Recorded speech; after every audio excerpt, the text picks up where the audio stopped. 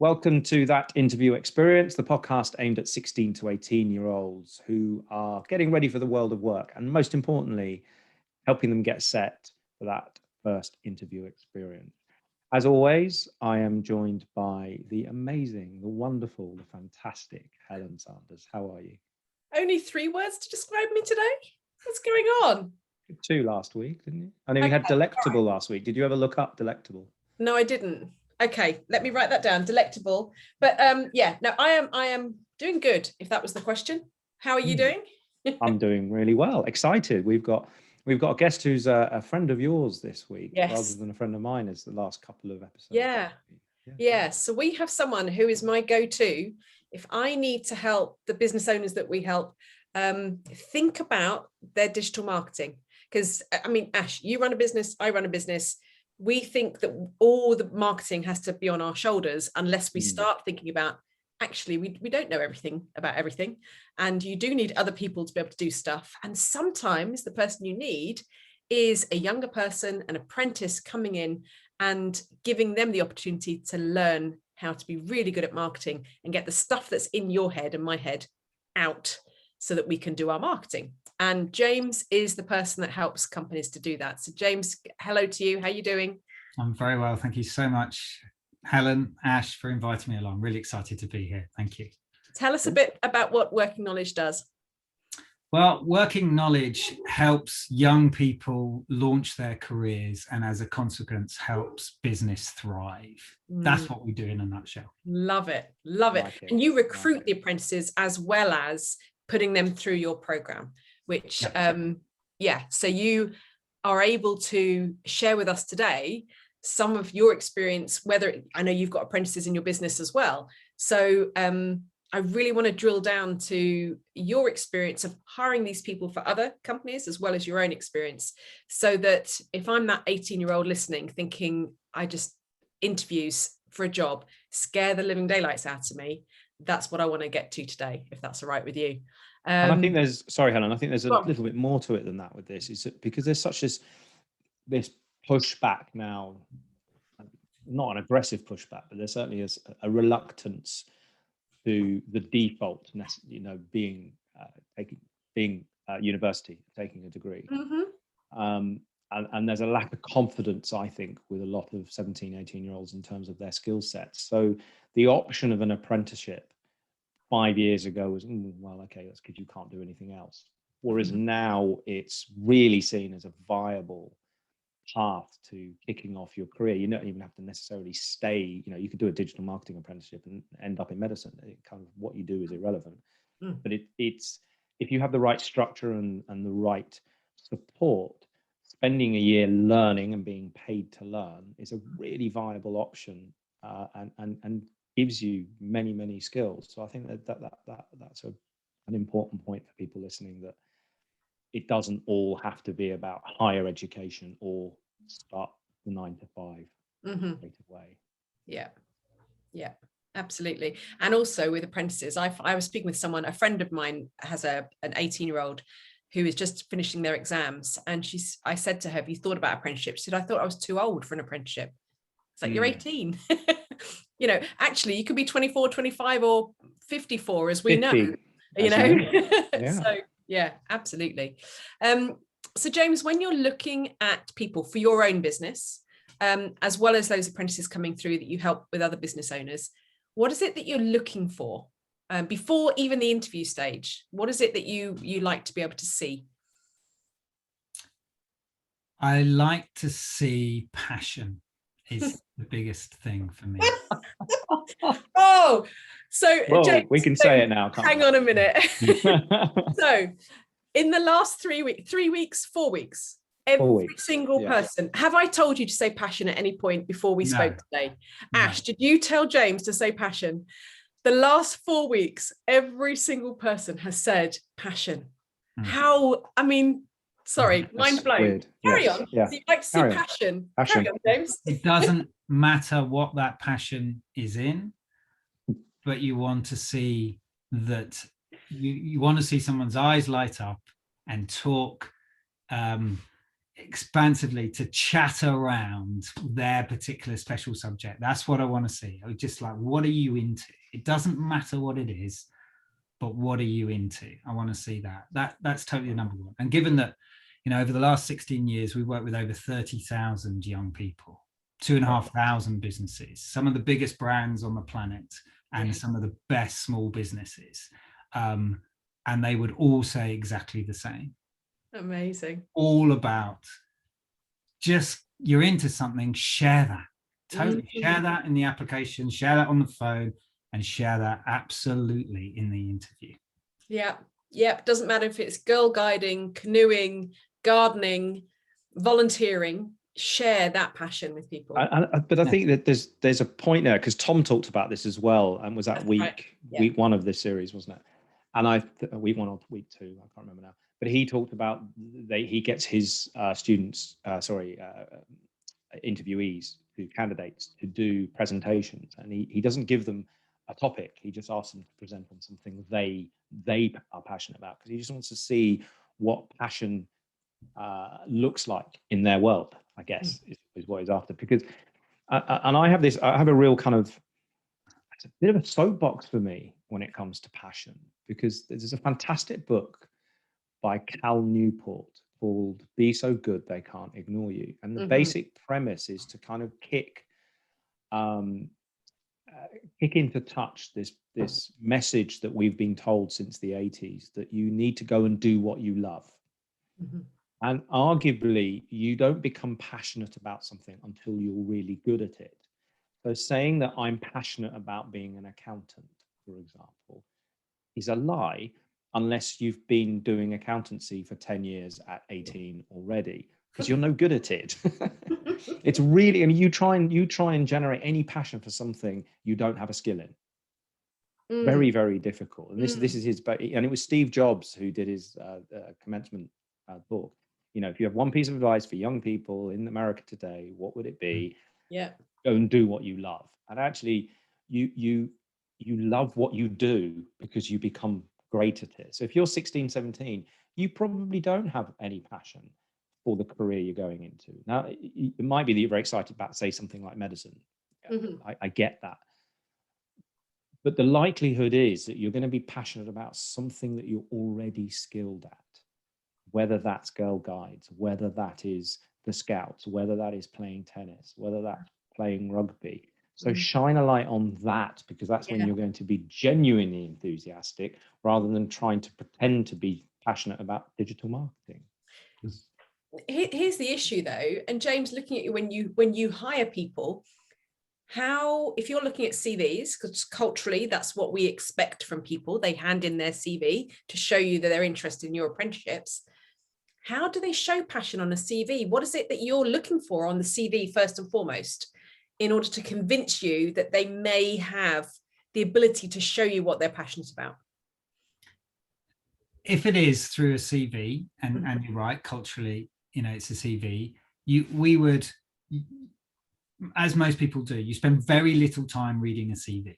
It is a skim read. And I always drop to the bottom, and they'll have their interests. And then I'll look at the interests and just like, that's interesting. Then I'll work my way back up. Do they do some of the functional things? So for some of the stuff that we're doing, they need certain grades. I can't get away from that. They need certain grades. Have they got those grades? And then I might read their top bit about who they are and what they want to do in life. I might read that a bit, but that's just enough to have a conversation. And then we speak to people on the phone. And what do we talk about? We drop to the bottom of the CV again. Like, tell me about this. Because you're young, and thinking that you've got all the skills that I'm going to require for my business is just not going to be the case. What I want to know is, can you really get into something? And as a result, it's like Matthew Said's 10,000 hours to mastery. If you want to be David Beckham or Johnny Wilkinson winning the Rugby World Cup, you do 10,000 hours, 3 hours a day, 10 years of practice, because you're really into it. And if you get past 3,000 hours, you are really good. Your national standard. Then that you get 10,000 years, 10,000 hours, your world standard. So if you're dedicating some time, whatever it is on it, that mastery, that skill set is coming, even if you don't realize it in yourself. Yeah. And I would echo that, because I for me, my own experience as a ex-tennis player and coach, and I was never world class, but I definitely put 7,000 or 8,000 hours in, and I hated training until I'd done 7,000 or 8,000 hours, and then I loved it. It was only once I'd achieved a level of skill mastery, if you like, that I really started to enjoy it, because up until that point it was just frustrating. But back then, Ash, if you'd spoken to me about tennis, could you get me excited about your passion for tennis? At 17 or 18, probably, because I started playing quite late. I started playing when I was 13. Okay, so, which is late for a tennis. Which is late. Whereas if I'd probably been going from 6 or 7, yes. Okay. Easily. And I guess in your interviews then, James, you're looking for, because it doesn't act, like we've said, it doesn't matter what they're passionate in, you're looking for them to create that emotion in you that you're excited for their excitement and they're passionate about what it is that they're excited and passionate about. Exactly. Yeah. Entirely exactly that. And largely, right, that demonstrates a commitment to something that you are into.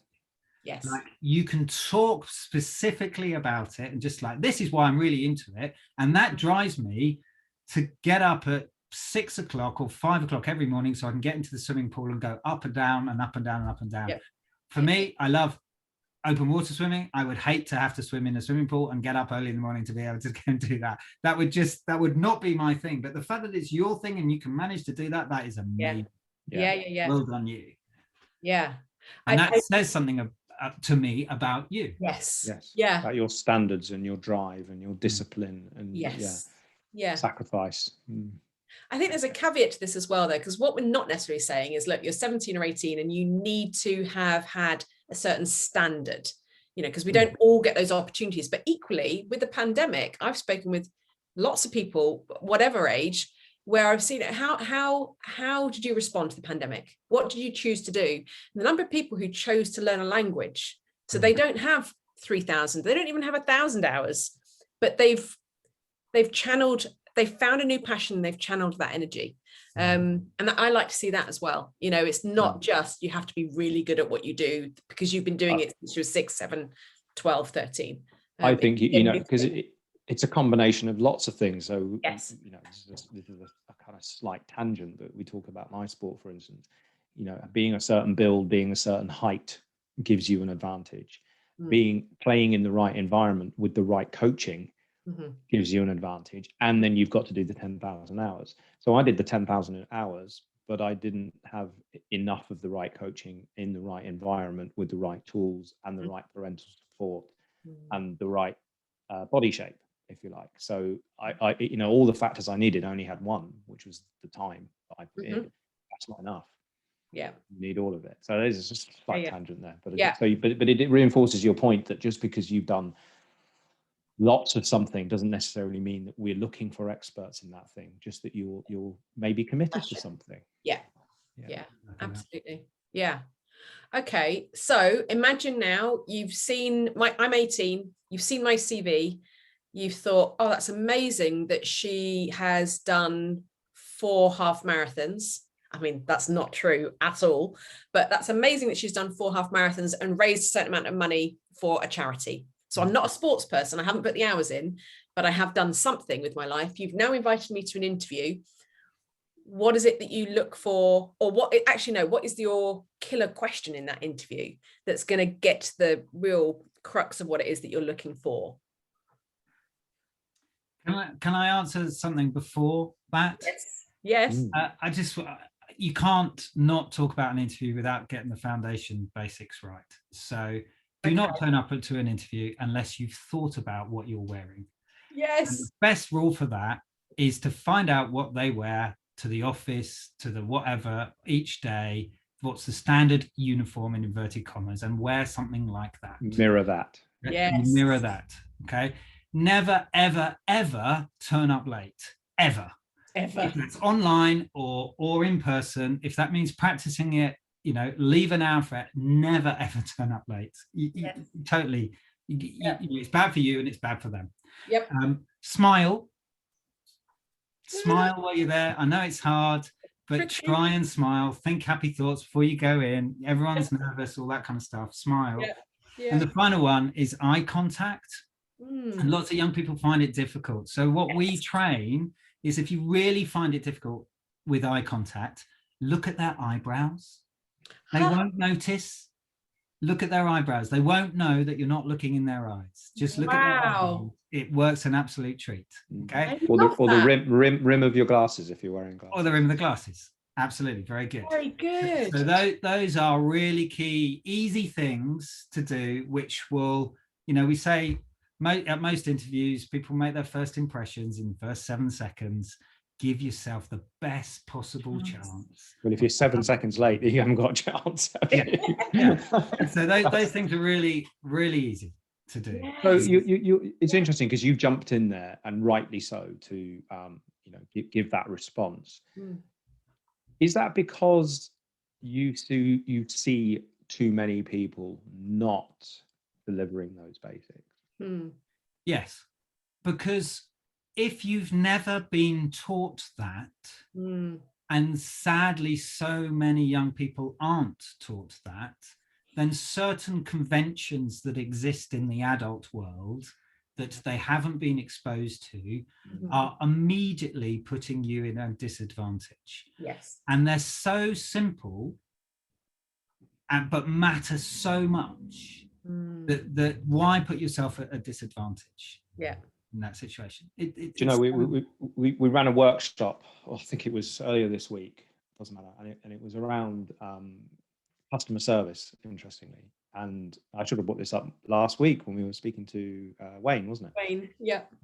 We were talking about customer service and listening skills, because and the person doing the talk for me was saying that the thing is, when you go back to school, everybody remembers learning, certainly of a certain age, learning how to do handwriting and joined up handwriting, and you had the lines and the three of us remember, and your G's had to go down halfway down between the line, and your H's, the stroke had to go up, and all the rest of it. So you taught how to write, and you taught how to speak and articulate. You taught how to read. Okay, you're not taught how to listen. But who can remember being at school and having listening lessons? If you did your 3 R's, but no listening. And this is very much the same. What you're talking about here is that there are conventions, and that's possibly the wrong word, but I guess there are standards that not even the adult, but I guess the working and more mature world needs to work by in order for it to function effectively. And if you've not been exposed to those conventions, to those skills, it's very difficult to understand them unless you're guided through them. I think that's what you're saying, isn't it? It's about what you don't know and highlighting those gaps, and not feeling patronized that you don't have those skills, but just accepting that they're things that at 17, 18, you just may not have been exposed to them, but that doesn't make them any less valuable just because you're not aware of them. Yeah. Exactly. Although now they know, because you're talking about it. That's true. These are the things. Yes. So you're welcome. They'll never be late again. Yeah, don't be late. The eyebrows, rim of the glasses, I've not heard of that before, so that's something I'm taking away from today, definitely. So thank you for sharing that. That's hope you don't mind. I'm going to tell everyone that now for interviews, if that's okay. Yeah. Yeah. It's a freebie. It's good. Thank you. Let everybody know. Pay for the rest though. Yes, exactly. Yeah. I think. Okay.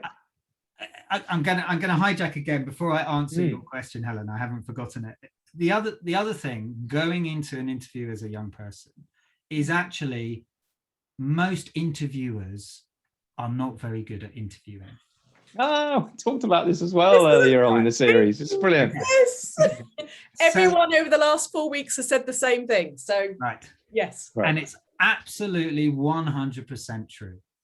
So you need to make it easy for them. And there's 2 ways I recommend for making it easy. One is you've responded to a job ad, you've seen some kind of job role or something, and you've done some research around that, and you've got something to talk to there. That's what they're looking for. They're giving you the answers. It's the crib sheet. Yeah. So make sure when they say is really good at teamwork or whatever it might be, you can illustrate that with something. You've thought that through and you give it to them on a plate. Yeah. You're looking for somebody that's really good at teamwork. Well, in order to demonstrate how good I am at teamwork, I did this, that, and the other. Yeah. Make it easy for them.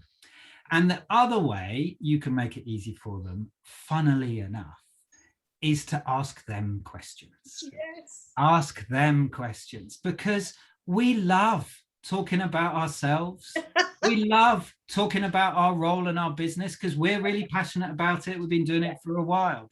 So ask us questions. Not only does it use up lots of the time of the interview when you don't have to be talking, just listening, as we were talking about earlier, but they will remember you more because you gave them permission to talk about themselves. And it was so much more fun talking about themselves than having to listen to somebody else talk about themselves.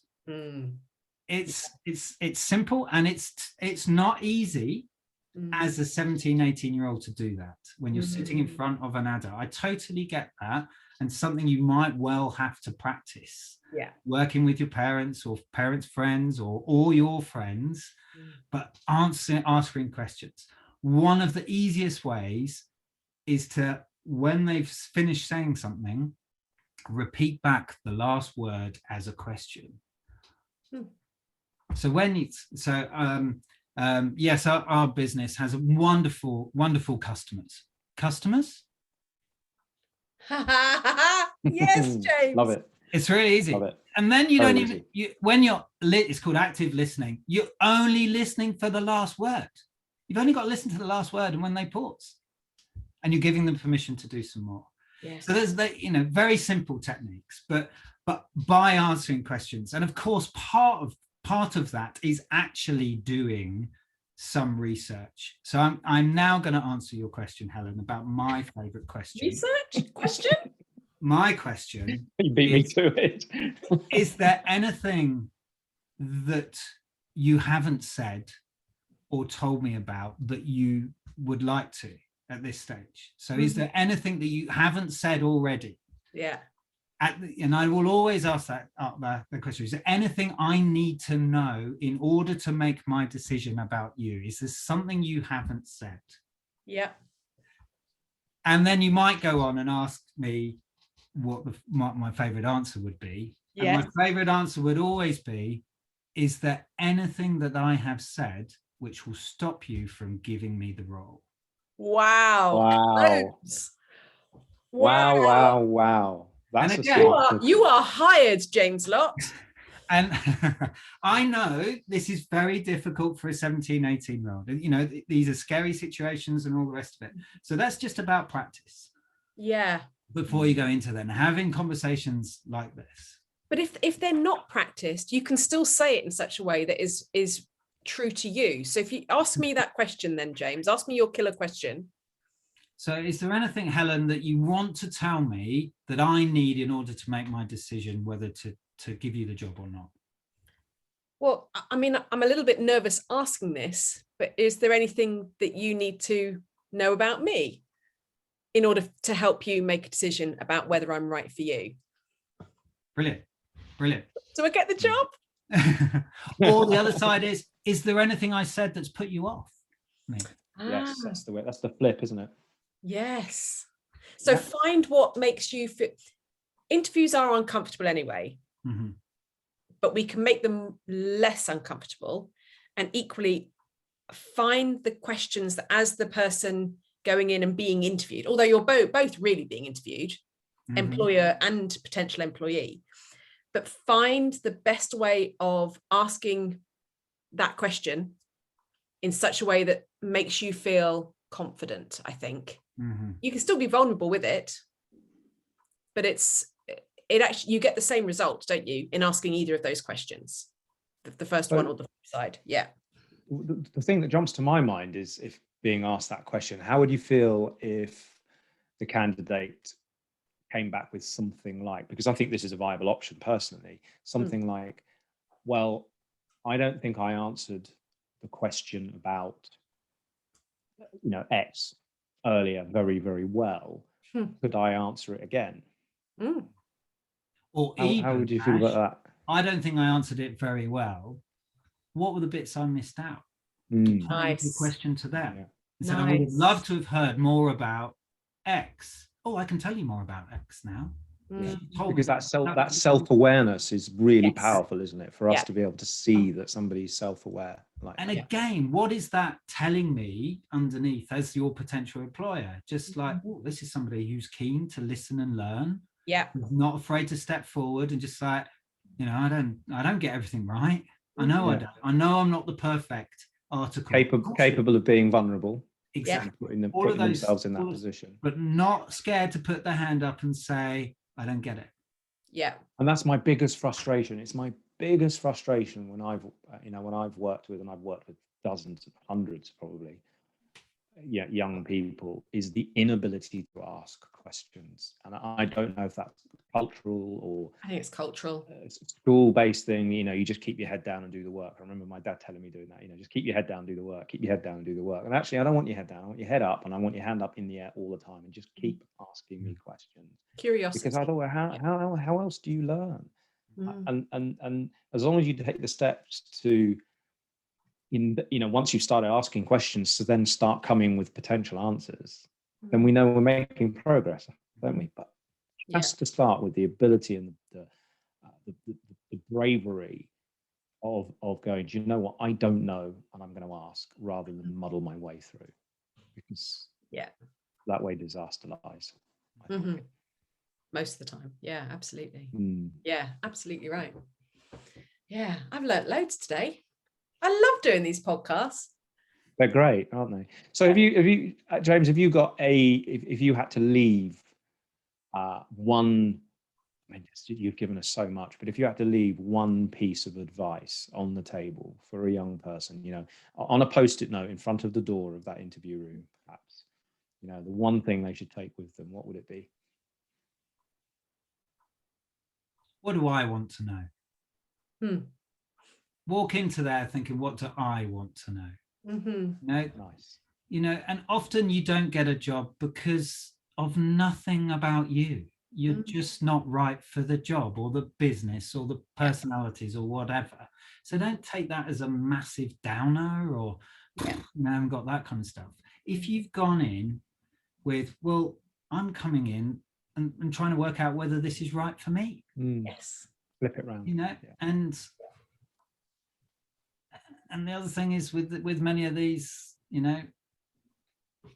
treat everything as a learning experience. So go in, what do I want to know from this? Well, can I do an interview, or can I do an interview better?